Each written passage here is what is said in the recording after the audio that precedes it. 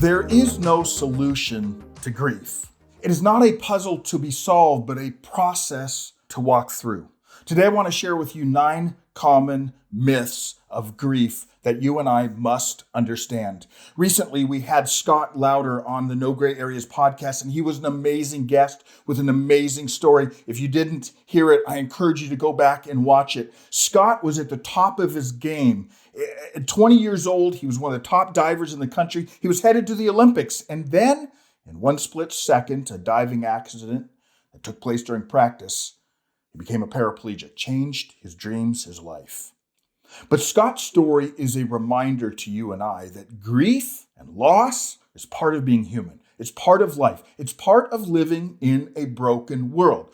The problem is that culturally, you and I have been subtly socialized to believe that grief is unnatural or something to be avoided at all costs.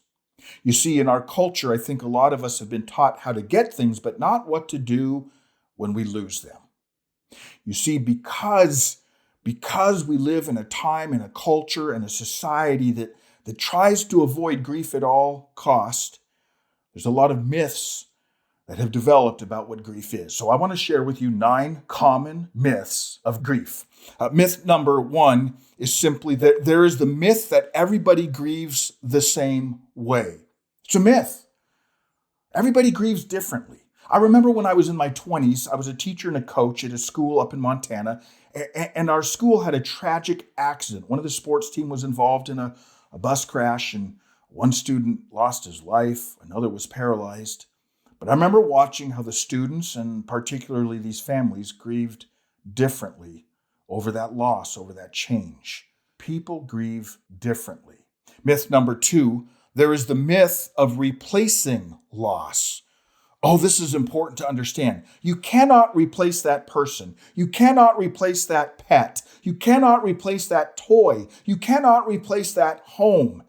And the danger is that a lot of us have been subtly taught that we can replace something. And so when you were a little child and your pet died, you were taught or told, well, we're just going to go get a new pet to replace your old dog.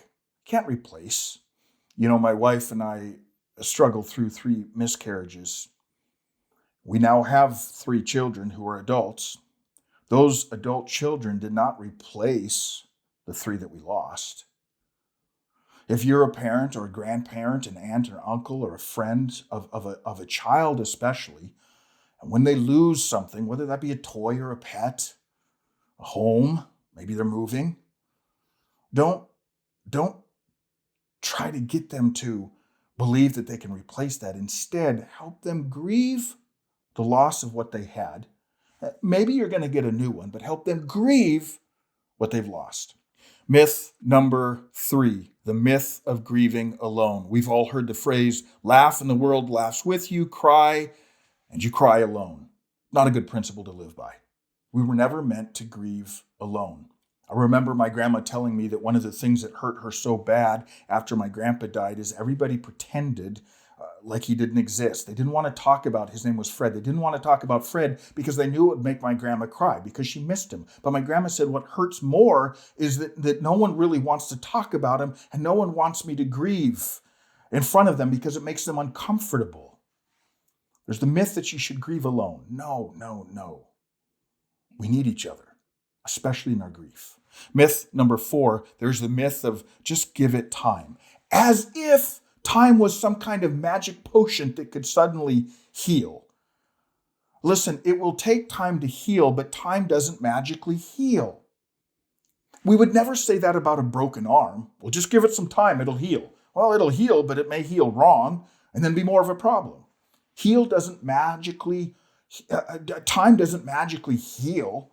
It will take time to heal, but you have to grieve during that time and grieve well. Myth number 5, there's the myth that we only grieve over death. One dictionary actually defined grief as, quote, an intense sorrow caused by loss of a loved one, especially by death. I don't like that definition because it seems to indicate or presume that grief is only over the loss of something or the death of something. I actually prefer this definition of grief. In the Grief Recovery book, it says this: Grief is the conflicting feelings caused by the end of or change in a familiar pattern of behavior. Listen to that again. This is so important to get. Grief is the conflicting feelings caused by the end of or change in a familiar pattern of behavior. Grief isn't just over death. Grief is change of job, a change of home, a change in your family situation. I remember when our 3 kids left home, something that you raise your children to do at some point. My wife and I grieved deeply over that. There was no death, but there was a change. Grief is over death or loss, but sometimes simply over change. Myth number 6, there is the myth of stages.